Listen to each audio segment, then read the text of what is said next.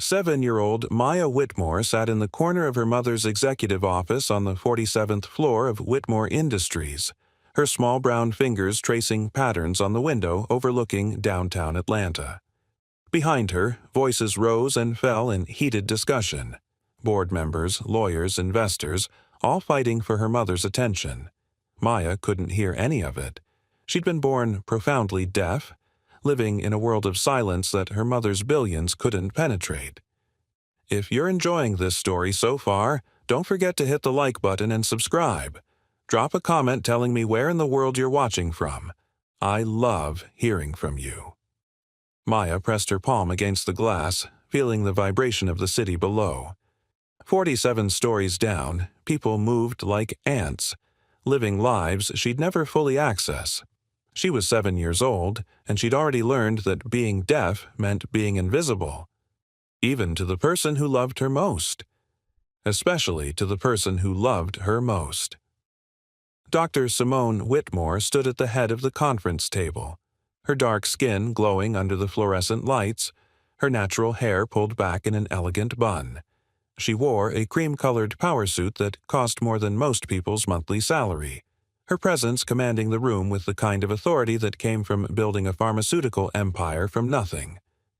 She was explaining something about quarterly projections, her hands moving expressively as she spoke, but never in the language her daughter needed. Simone had learned some sign language. She'd hired the best tutors money could buy, but there was a difference between knowing signs and speaking the language, between making shapes with your hands and truly communicating.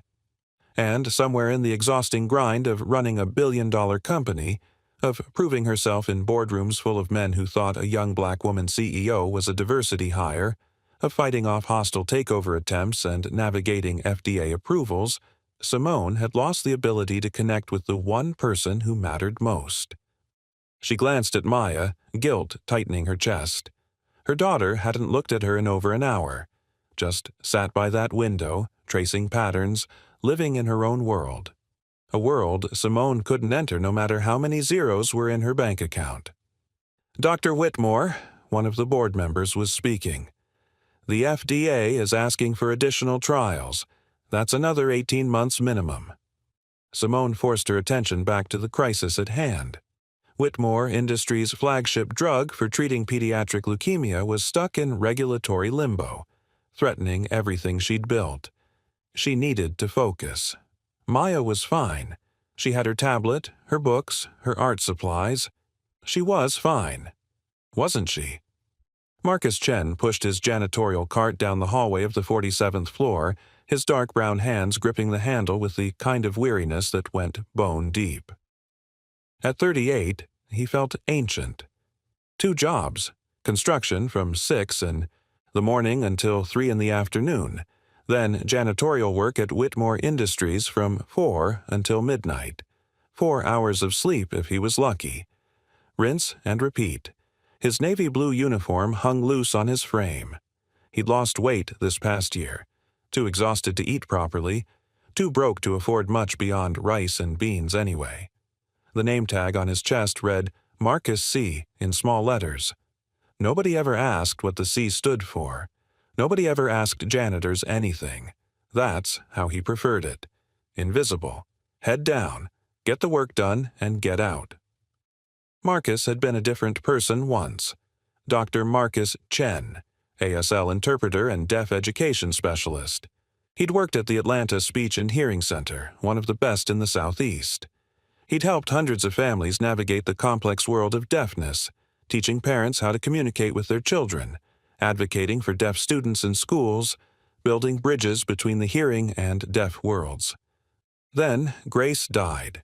His wife, his soulmate, the deaf woman who'd taught him that silence wasn't empty. It was full of its own language, its own music, its own profound beauty. She'd died giving birth to their daughter 3 years ago, a hemorrhage the doctors couldn't stop.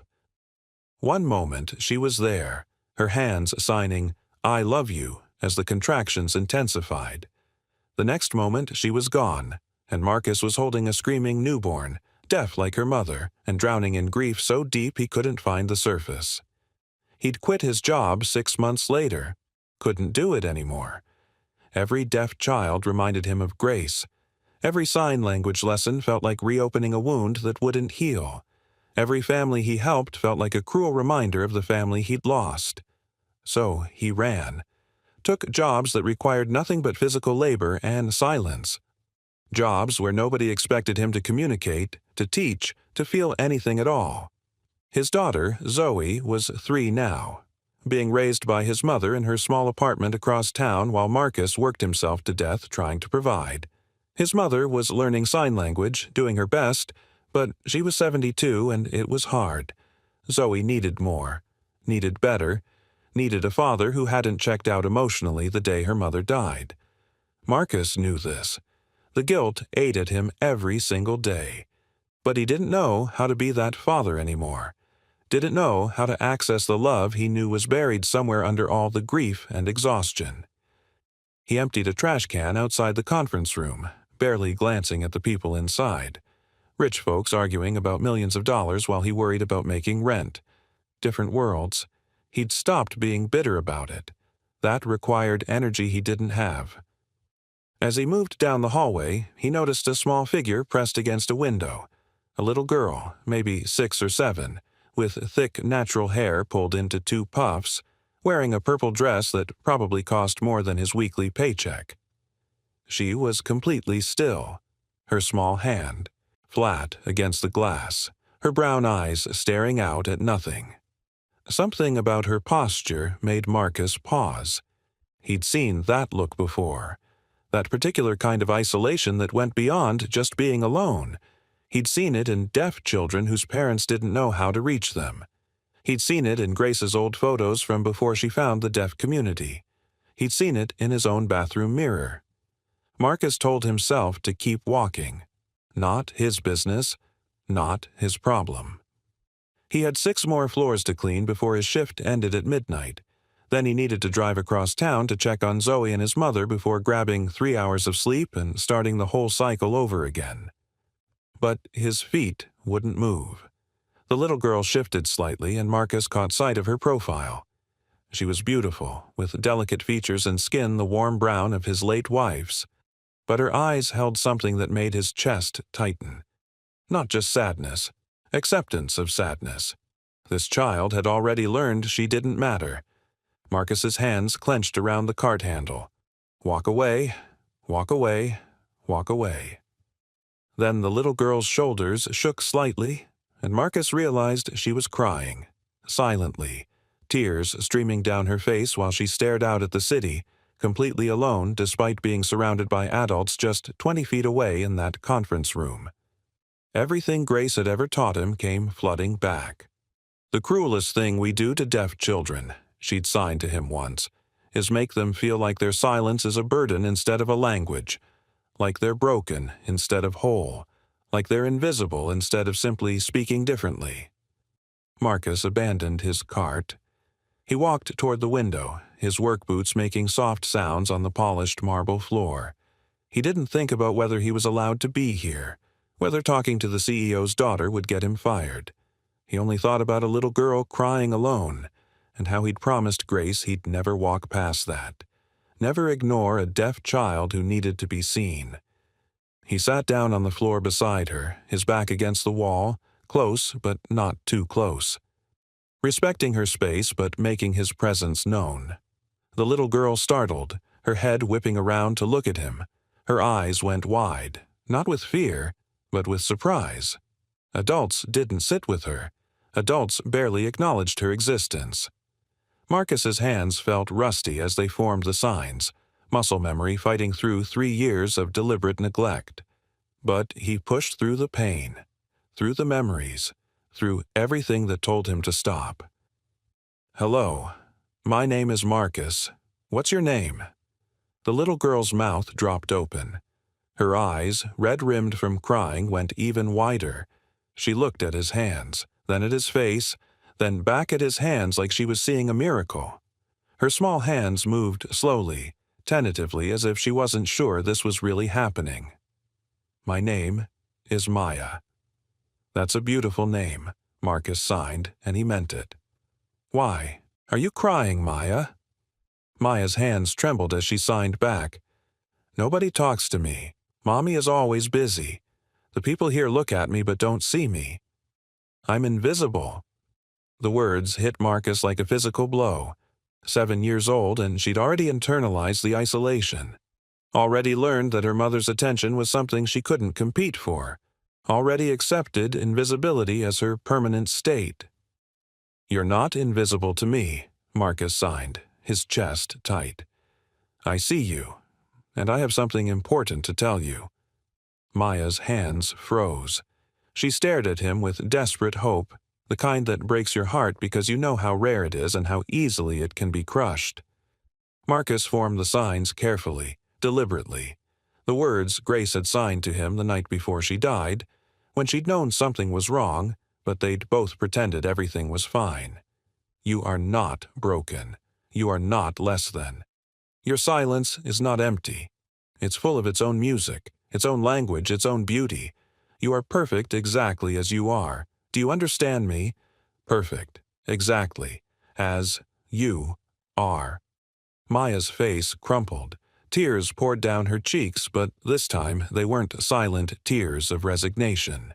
They were the loud, gasping sobs of a child finally being told what she'd needed to hear her entire life.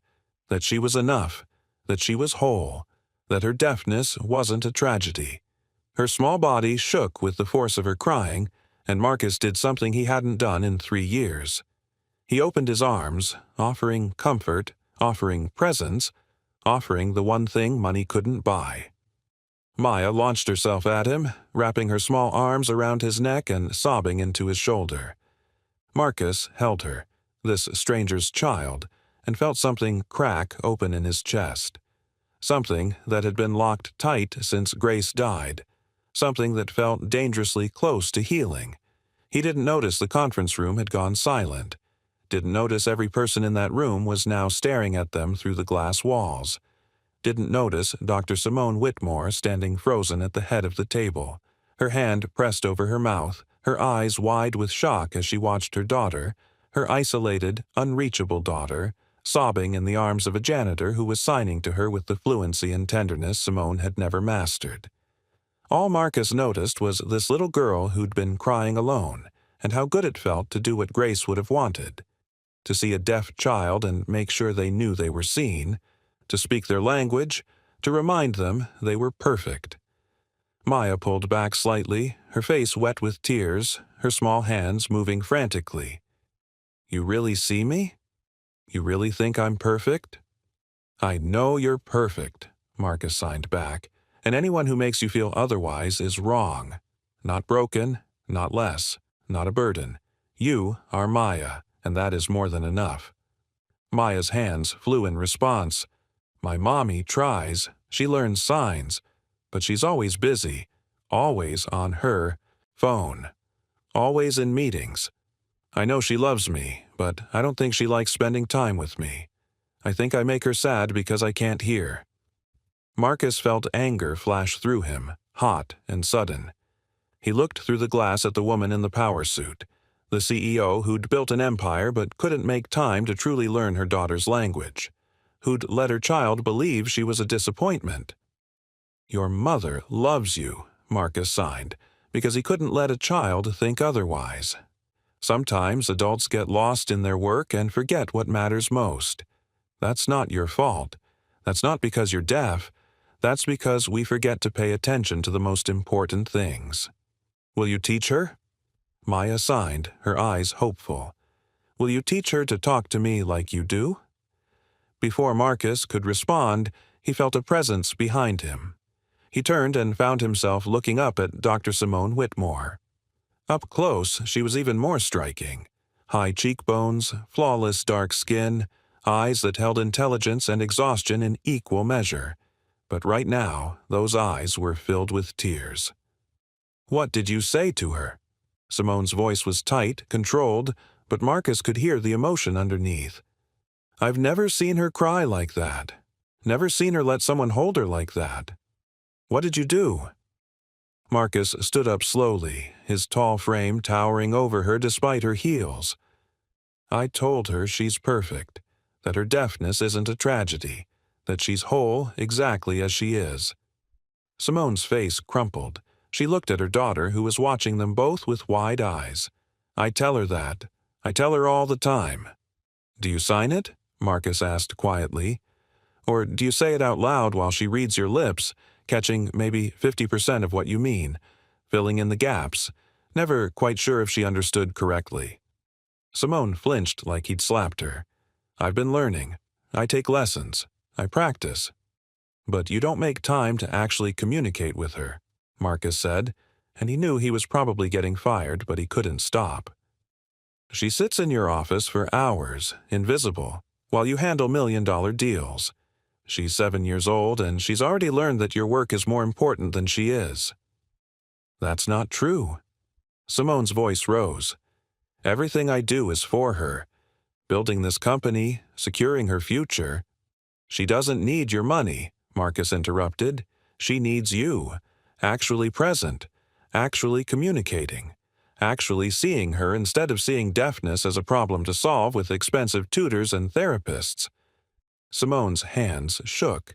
She looked at Maya, who was watching this exchange with the intensity of a child who'd learned to read body language because words were unreliable. I don't know how, Simone whispered. I don't know how to be what she needs. Every time I try to sign, I get it wrong. Every time I try to communicate, I fail. And the company, if I don't stay on top of everything, it all falls apart. The FDA is threatening to reject our flagship drug. We could lose everything.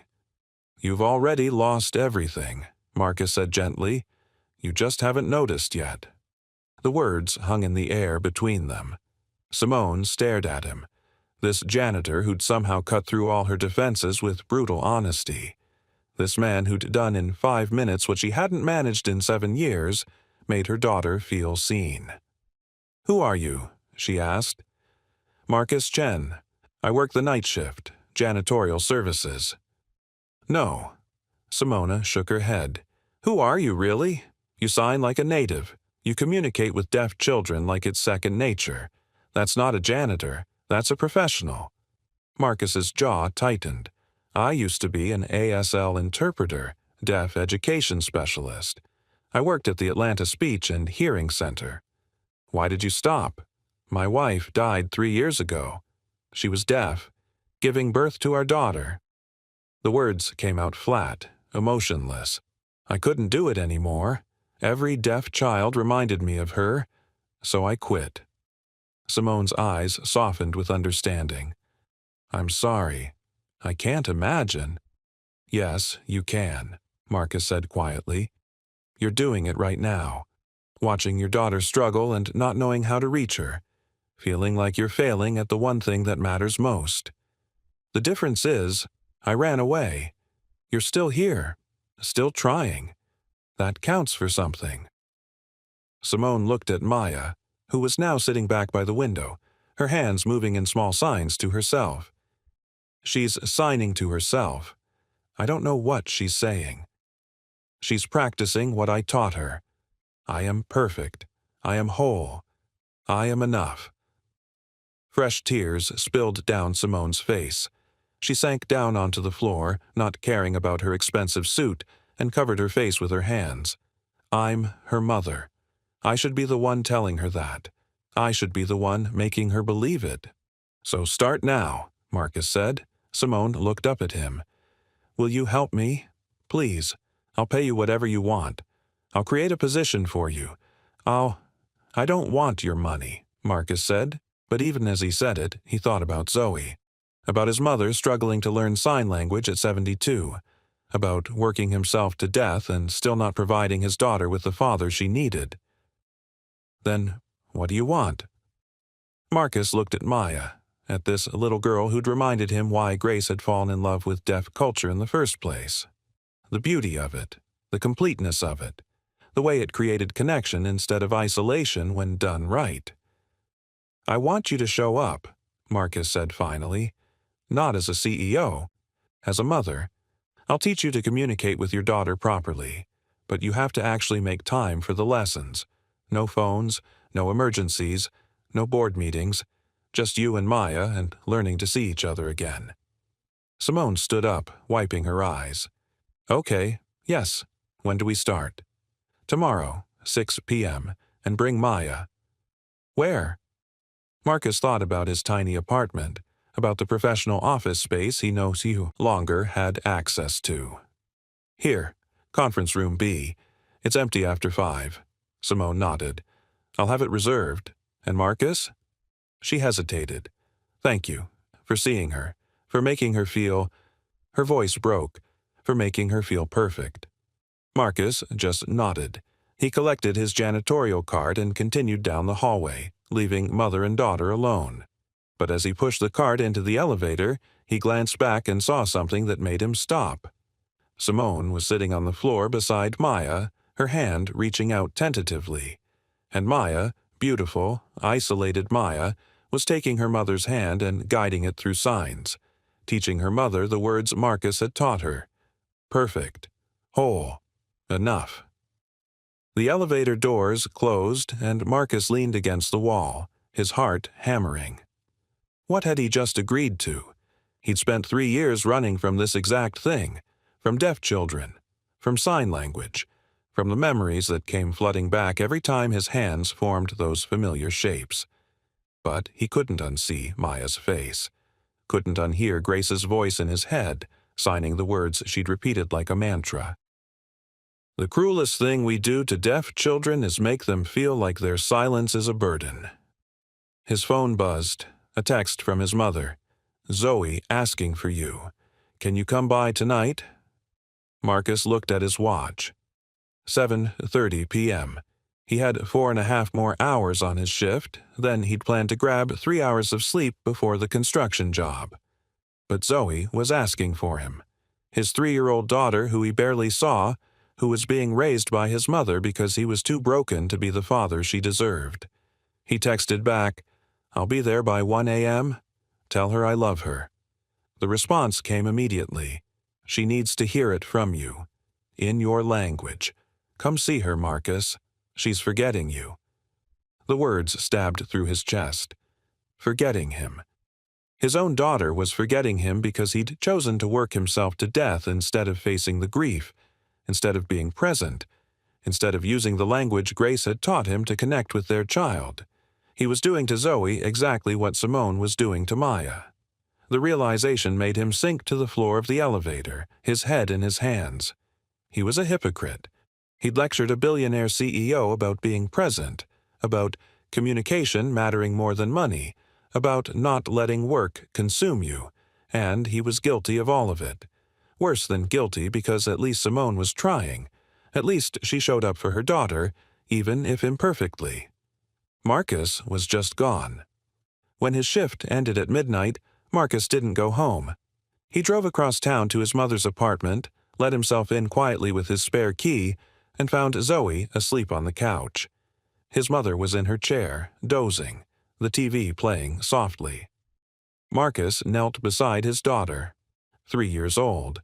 She had Grace's face, her brown skin, her curly hair that needed to be properly moisturized and styled, but his mother didn't quite know. How? She had Grace's profile, her small nose, her full lips, and she was deaf, like her mother, like Maya, like millions of children who deserved parents who saw them as whole, not broken. Marcus's hands moved gently, signing even though Zoe was asleep, even though she couldn't see him, because he needed to say it, needed to remember how. I'm sorry. I'm so sorry, baby girl. Daddy's been hiding. Daddy's been running. But I'm going to do better. I promise you. I'm going to come back. Zoe stirred, her eyes opening. She saw him and her face lit up with joy so pure it shattered what was left of Marcus's defenses. Her small hands moved in simple signs, the ones his mother had been teaching her. Daddy, home. Yes, baby. Daddy's home. Marcus signed, tears streaming down his face. And Daddy loves you so much. So much. Zoe launched herself at him, wrapping her small arms around his neck, and Marcus held his daughter for the first time in what felt like forever, really held her, really saw her, and let himself feel all the love and grief and hope that he'd been running from for 3 years. His mother woke up, saw them, and started crying too. "Marcus," she whispered, "you came. I'm sorry, Mom, for leaving you with everything, for checking out. You're here now. That's what matters."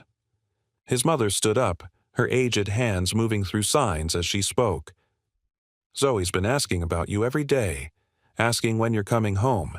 I've been teaching her what I can, but Marcus, she needs you. She needs her father, who speaks her language fluently, who understands deaf culture, who can give her what I can't." Marcus looked at his daughter, at her hopeful face, at the way her small hands kept signing Daddy home over and over like a prayer that had finally been answered. "I met a little girl today," Marcus said quietly. 7 years old, deaf, being raised by a single mother who loves her but can't quite reach her. And I realized, his voice broke, I realized I was looking at us, at what we're becoming if I don't change, if I don't stop running. "What did you do?" his mother asked. "I told the mother I'd teach her to communicate with her daughter, starting tomorrow." His mother smiled through her tears. Grace would be proud. Grace would be furious it took me this long. No, she'd understand. Grief isn't linear, baby.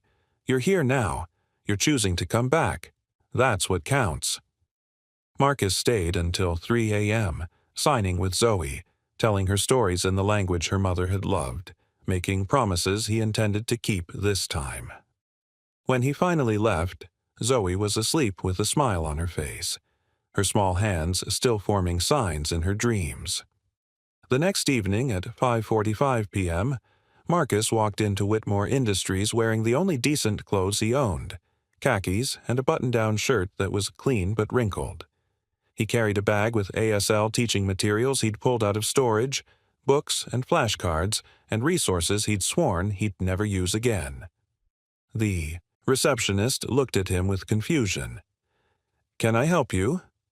"I have a meeting with Dr. Whitmore, conference room B." The receptionist's eyebrows rose. She checked her computer. "Oh, yes, you're—" She paused, clearly seeing his name on the schedule and not understanding why a janitor was listed for a meeting with the CEO. "Go ahead, 47th floor." Marcus took the elevator up, his heart pounding. This was insane. What was he doing? He hadn't taught in 3 years. He'd probably forgotten half of what he knew. Simone would take one look at his rusty skills and realize she'd made a mistake. But when the elevator doors opened and he walked toward conference room B, he saw Maya's face pressed against the glass, watching for him. The moment she saw him, her face exploded with joy. She started signing frantically, practically bouncing. "He's here. Mommy, he's here. The man who sees me." Simone appeared behind her daughter, and Marcus was struck again by how beautiful she was, but also how exhausted. She wore jeans and a simple blouse instead of a power suit, her natural hair down in loose curls. She looked younger, more vulnerable, more human. She opened the door. "You came. I wasn't sure you would." "I made a promise," Marcus said simply. Maya grabbed his hand, pulling him into the conference room. She'd set up a space with pillows and art supplies, clearly expecting a playdate rather than a lesson. Marcus smiled. Kids always did that. Turned serious into play. Turned work into joy. Simone closed the door behind them, and for the first time, Marcus noticed she'd brought coffee and sandwiches. "I didn't know if you'd eaten," she said. "I know you work 2 jobs. My assistant did some research." She caught herself. "Sorry, that sounds invasive." "It's fine." Marcus sat down, accepting the coffee gratefully. "Black, no sugar." "How did you know?" Simone asked. "Your assistant's research was very thorough," Marcus said with a small smile. Simone laughed, and it transformed her face, made her look less like an untouchable CEO and more like a woman who desperately needed something to go right. "So, how does this work?" she asked. "First, we set ground rules," Marcus said. "Rule 1, no phones. For the next 2 hours, Maya is the only thing that matters, not your company, Not the FDA, not the board, just her. Simone pulled out her phone, looked at it for a long moment like she was severing a limb, then powered it completely off and set it on the far end of the table. Okay, what else? Rule 2. You have to be patient with yourself. Learning sign language as an adult is hard.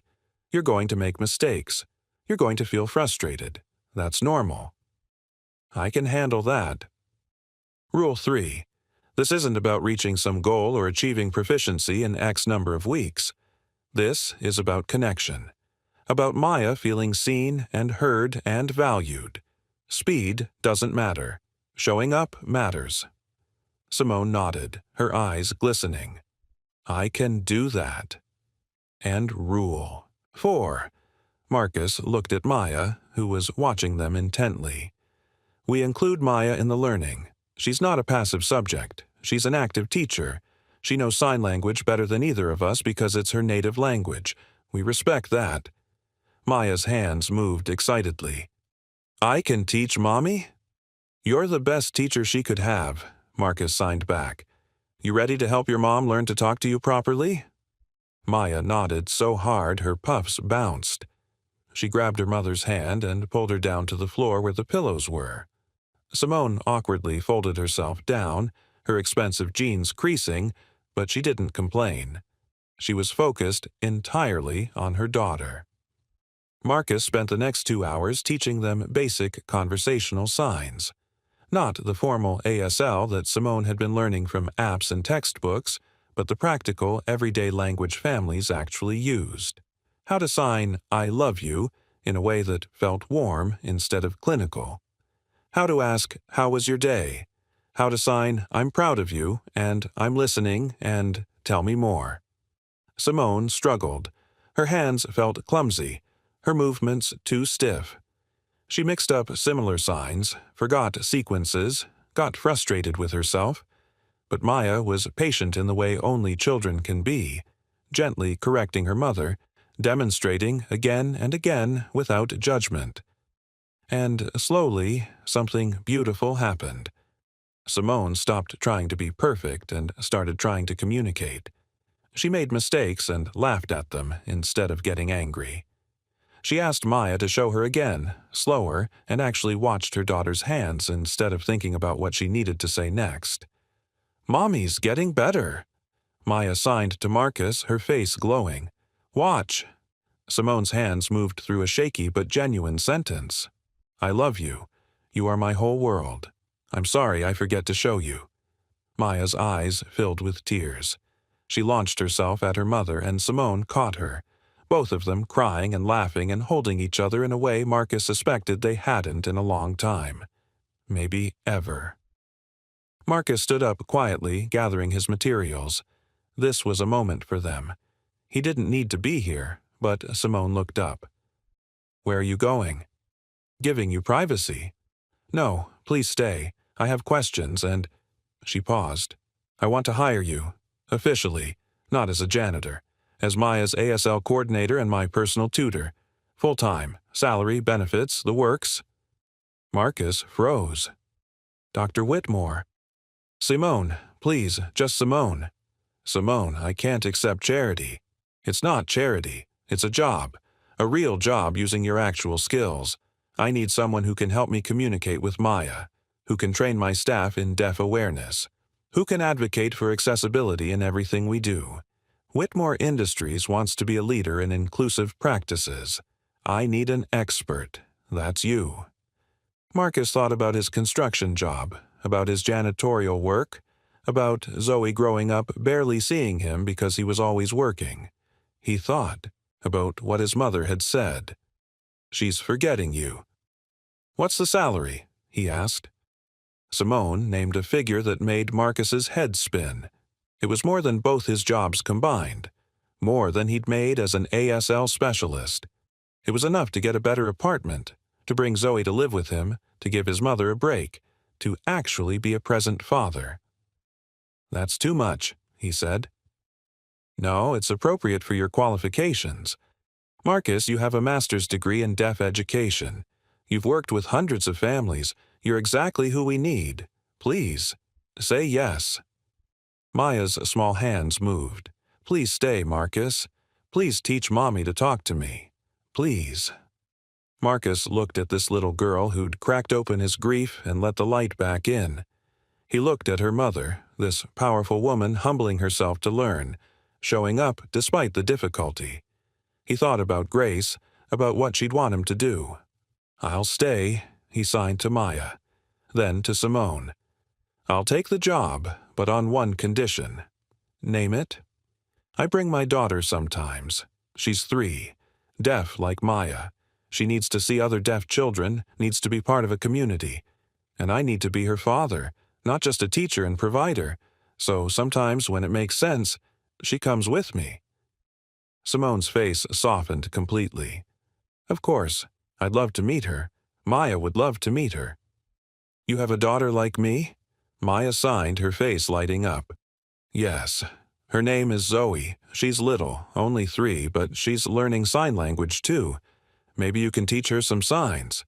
Maya nodded enthusiastically, already planning what she'd show this younger deaf child, already imagining having a friend who spoke her language. Marcus left Whitmore Industries that night with a job that would change his life. But more importantly, he left with the first stirrings of hope he'd felt since Grace died. Hope that he could be the father Zoe needed. Hope that his hands could build bridges again instead of just pushing carts. Hope that maybe, just maybe, he could honor Grace's memory by doing what she'd loved most, helping deaf children feel seen. When he got to his mother's apartment, Zoe was still awake, waiting for him again. Marcus scooped her up and signed the news. Daddy got a new job. And you know what that means? It means Daddy's going to be home more. It means we're going to get a bigger apartment. It means you're going to meet other deaf kids. And it means Daddy's going to be the father you deserve. Zoe's small hands formed shaky signs. Happy.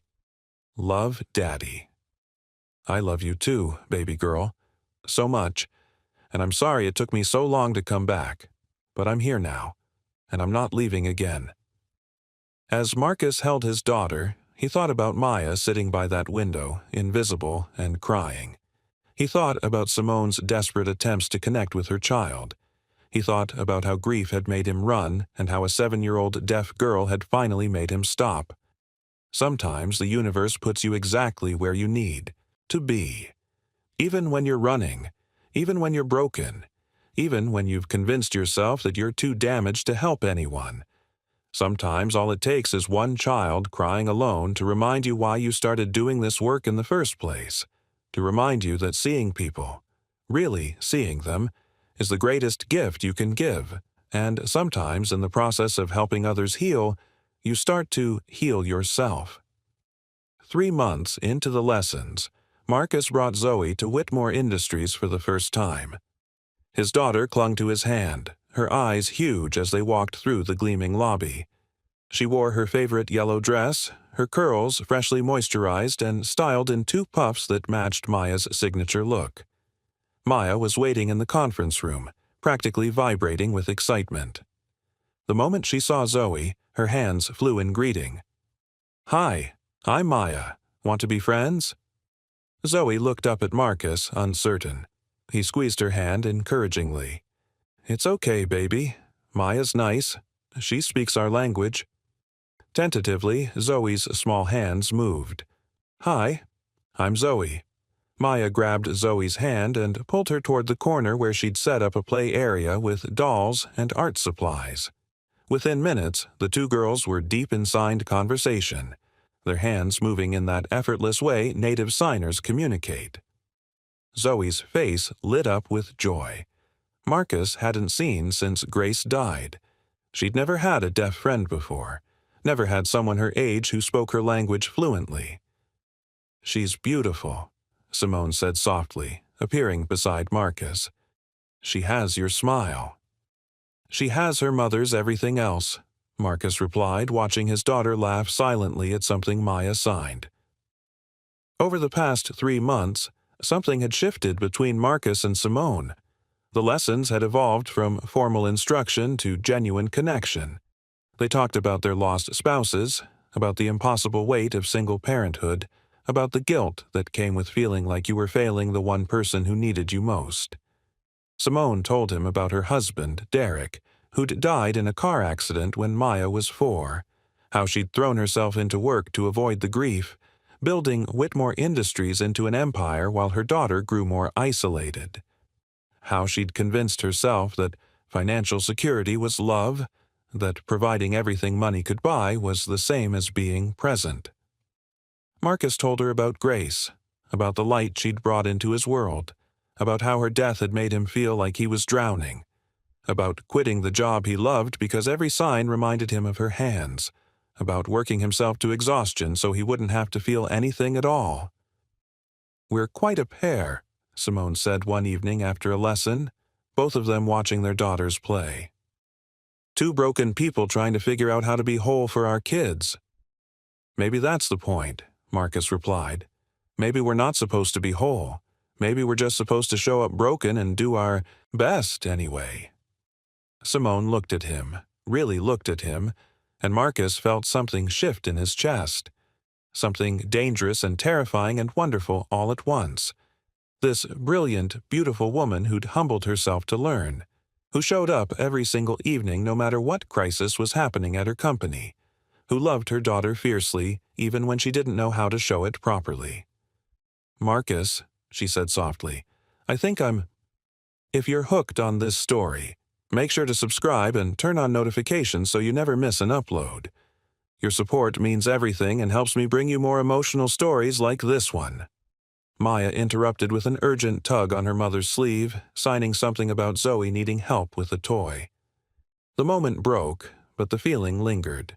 6 months after that first lesson, Marcus's phone rang at 2 a.m. Simone's name flashed on the screen, and his heart immediately hammered. Nothing good happened at 2 a.m. "Marcus?" Her voice was shaking. "I'm at Children's Health Care. Maya had a seizure. They're running tests. I can't." She broke down completely.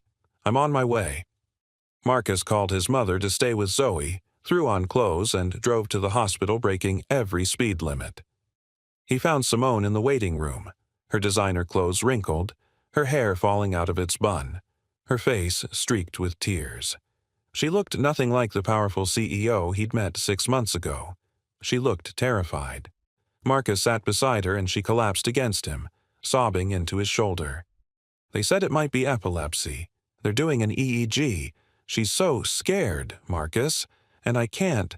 The doctors are talking too fast and Maya can't read their lips with the mask on and she's signing that she's scared, and I tried to tell her it's okay, but I know I got the signs wrong and—" "Breathe," Marcus said gently. "Where is she?" "Room 347, but they said only one visitor because of COVID protocols." "Then I'm going to her," Marcus said, standing up. "You stay here. I'll make sure she understands what's happening." Simone grabbed his hand. "Thank you. God, Marcus, thank you." Marcus found Maya in a hospital bed, electrodes attached to her head for the EEG, her small body shaking with fear. A nurse was trying to explain something, but Maya couldn't understand her with the mask on. Maya's face transformed when she saw Marcus. Her hands flew in desperate signs, scared. "Don't understand. Where's Mommy? What's wrong with me?" Marcus moved to her bedside, his hands moving with calm assurance. "You're okay, sweetheart. Your brain just got a little confused and you had a seizure. The doctors are making sure everything's all right. These wires on your head are just listening to your brain, making sure it's working properly. It doesn't hurt, right?" "No. But I'm scared. I know. But you're so brave. And your mommy's right outside. She's worried about you because she loves you so much. Tell her I love her too. Tell her I'm sorry I scared her." "You have nothing to be sorry for, baby girl. This isn't your fault." The tests came back showing a mild form of epilepsy, manageable with medication. Maya would be fine. But that night in the hospital changed everything. Simone saw Marcus calm her daughter when she couldn't. Saw him translate medical jargon into signs Maya could understand. Saw him hold Maya's hand through the scary parts, signing stories to distract her from the needles and tests. Saw him be the father she wished she could be, the communicator she was still learning to become. When they finally brought Maya home the next morning, Simone asked Marcus to stay. They tucked Maya into bed, both of them sitting beside her until she fell asleep, her small hand clutching Marcus's. In the hallway outside Maya's room, Simone finally said what had been building for months. "I'm falling in love with you." Marcus's breath caught. "Simone, I know it's complicated. I know we're both still grieving. I know you work for me and that makes this messy. But I can't keep pretending I don't feel it. You've given me back my daughter. You've taught me how to be present. You've shown me that broken people can still build something beautiful. And I love you. I love how you are with Maya. I love how you talk about Zoe. I love your patience and your kindness and the way you see people. I love you." Marcus cupped her face in his hands, these hands that had pushed carts and built walls and finally remembered how to build bridges. "I love you too. I've been fighting it because I felt guilty, like loving someone other than Grace was betraying her memory. But I think she'd want this. Want me to be happy. Want Zoe to have a mother figure. Want all of us to be a family." He kissed her then, soft and tentative, both of them crying because grief and love weren't opposites. They could exist together, honoring what was lost while building something new. 1 year after Marcus signed those first words to Maya by the window, they gathered in Simone's backyard for a celebration. Whitmore Industries' flagship drug had finally received FDA approval. But that's not what they were celebrating. They were celebrating family. Maya and Zoe played together in the grass, their hands flying in animated conversation, two deaf girls who'd found each other and would never be alone again. Simone's mother and Marcus's mother sat together, sharing grandparent stories and laughter. And Marcus stood beside Simone, watching it all, marveling at how pain had transformed into purpose, how isolation had transformed into connection, how two broken families had become one beautifully imperfect whole. "Your wife would be proud," Simone said softly, her hand finding his. "Your husband would be too." Maya ran over, Zoe close behind, their hands moving in tandem. "We want to show you something." The girls performed a sign language poem they'd created together about families, how they come in different shapes, how they're built from love, not blood, how silence can be full of music if you know how to listen. When they finished, there wasn't a dry eye in the yard. That night, after everyone had gone home and the girls were asleep, Marcus and Simone sat on the back porch under the stars. "I've been thinking," Simone said, "about starting a foundation for deaf children and their families, providing free ASL instruction, connecting families with resources, advocating for accessibility. Would you want to run it?" Marcus looked at this woman who'd started as a client, become a friend, and somehow became his whole future. "I'd be honored." "The Whitmore Chen Foundation," she said, "named after our late spouses, Grace and Derek, honoring their memory by helping others." Marcus pulled her close, both of them looking up at the stars where maybe, somehow, Grace and Derek were watching and smiling. Because love doesn't always arrive the way you expect. Sometimes it comes through grief, through a crying child by a window, through hands that remember how to sign after years of silence, through two broken people learning that broken pieces can fit together in ways that are even stronger than before. Thank you so much for watching until the end. If you loved this story, check out the other videos on your screen now.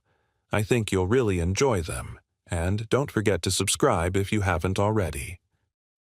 See you in the next story.